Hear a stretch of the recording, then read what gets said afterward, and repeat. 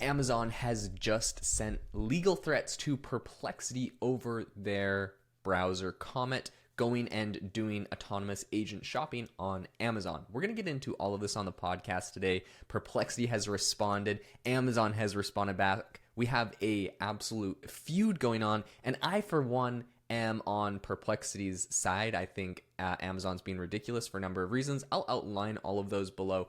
But before we do, I'd love to say if you want to try any of these AI models that I talk about on the podcast, including Perplexity, I'd love for you to check out my startup, which is AIbox.ai. You get access to all of the top AI models from Perplexity, OpenAI, Anthropic, Google, Meta, Mistral, like tons more. Image, audio, 11 labs for audio, and all of the text ones.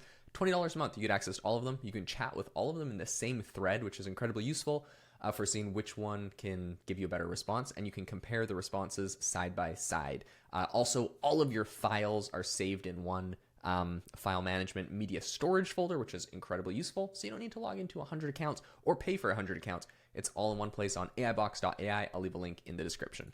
All right, let's get into what Amazon's talking about here. So they sent over a legal threat where essentially they told Perplexity that their agent browser in its online store needed to stop coming to Amazon. Their Comet browser, which personally I have used. If you haven't, I recommend it. Comet is an amazing AI browser, and Atlas from OpenAI is an amazing AI browser.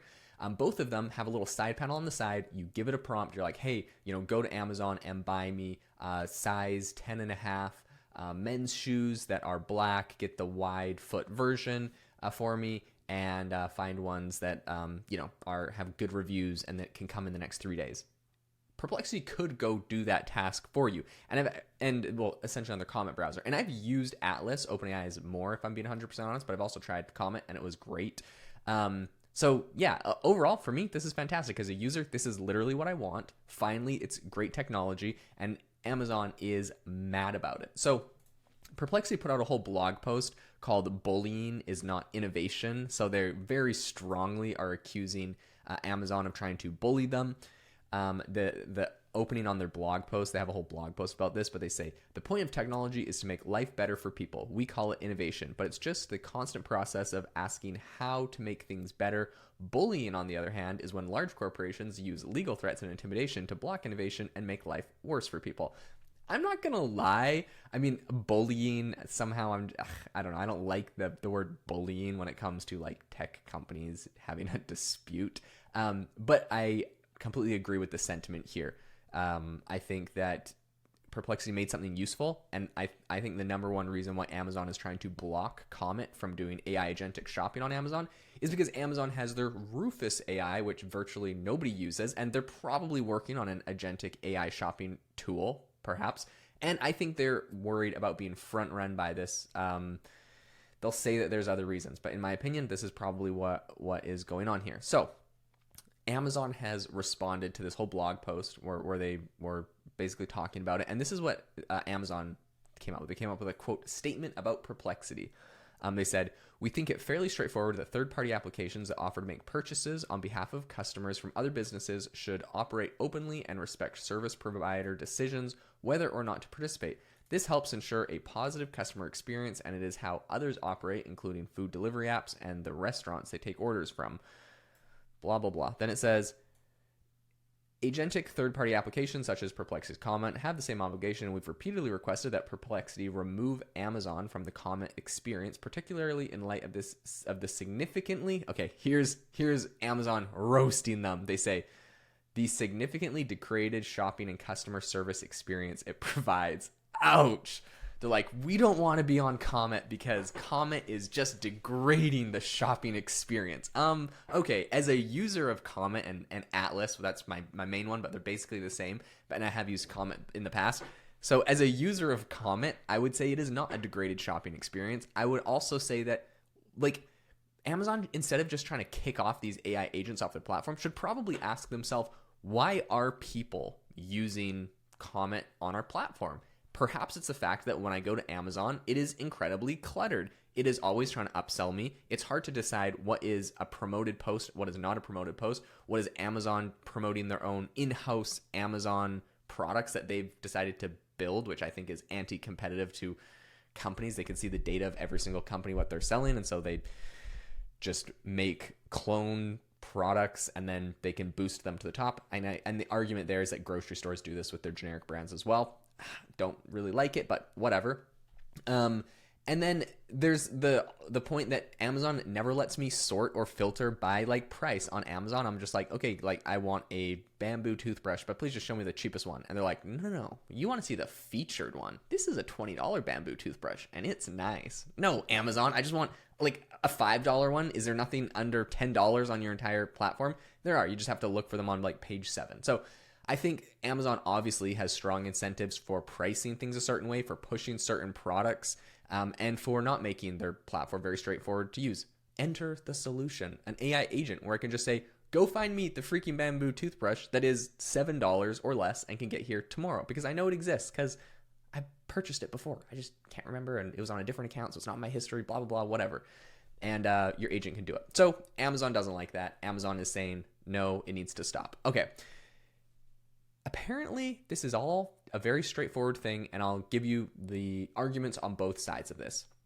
The way that Amazon is approaching this, they say that, third-party agents working on the behalf of users just need to identify themselves. And basically, they're like, look, if Comet just identified themselves, then there would be no problem. Like their cease and desist isn't like Comet needs to shut itself down or permanently ban Amazon, although I think that is their request. They're just saying, look, it just needs to identify itself as a bot, and then everyone's going to be happy.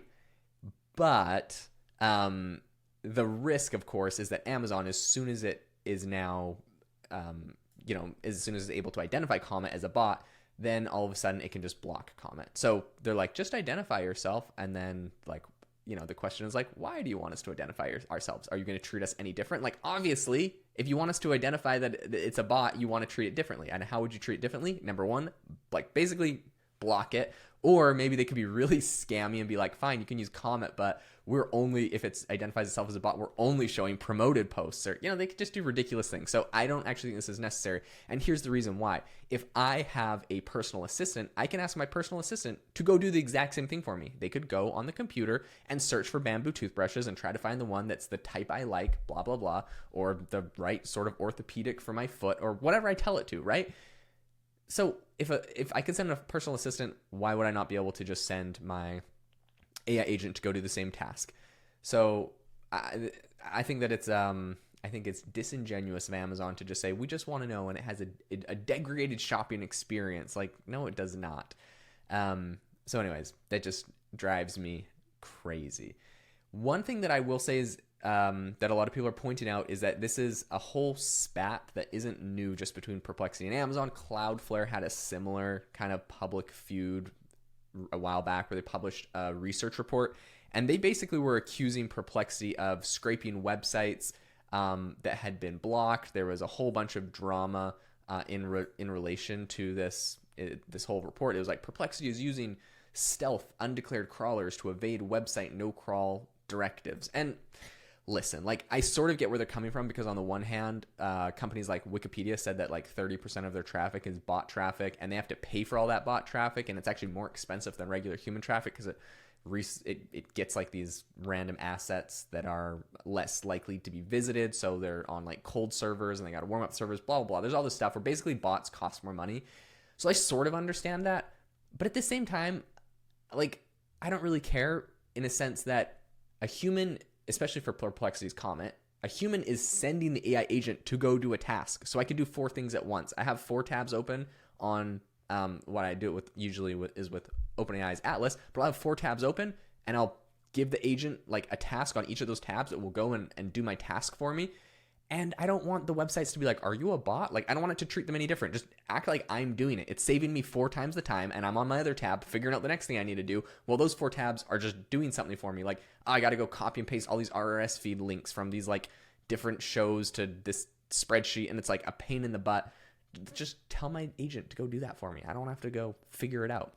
So anyways, and I also don't want the websites to know that it's not just me doing it or my virtual assistant on my behalf. So yes, like, are we sending AI agents to go crawl all of Wikipedia and scrape its content? Yeah, I think that could be problematic, but like an assistant AI agent going and doing something that an actual user is asking it to do. This is not controversial. Amazon is ridiculous. And I think at the end of the day, if I can't go to Amazon with my AI agent to go do something for me, and Amazon just blocks AI agents, fine. I'll go to Best Buy or some other platform, or Walmart, I guess. Like, at the end of the day, I guess the only competition Amazon really has in America is like Walmart with the shopping experience online, and Walmart, isn't as good because it's not as fast.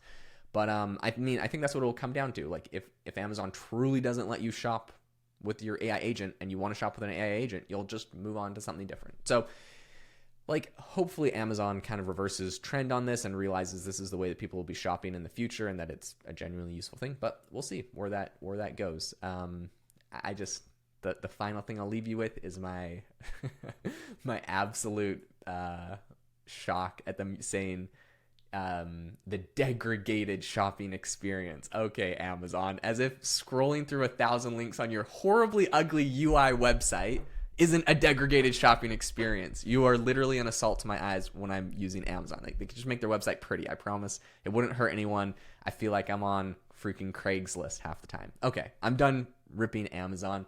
Appreciate their contributions to the AI landscape. Don't appreciate this policy. I'll call it out when I see it. All right. Thanks everyone so much for tuning into the podcast.